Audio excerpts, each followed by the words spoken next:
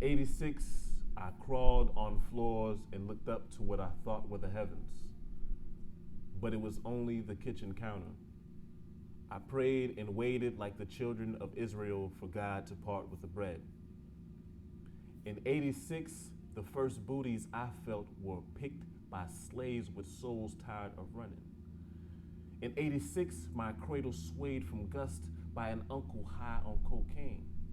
Huey Newton's speeches produced music for angels to pirouette around my bassinet.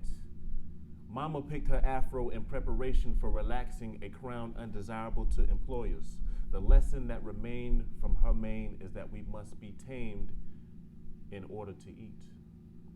Now you may question the length of my memory, but what better is there to do than remember when you sat your days waiting for a man with who you shared a face, but rarely the same space. Saturdays, this was the place for Sunday sermon prepping, the first time seeing my words used as a weapon.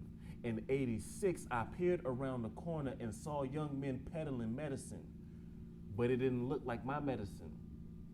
Rick Ross was the man in 86, right? You were considered lame if you ain't have the cane in 86, right? Well, simple math is the crack epidemic's why Pap never visits.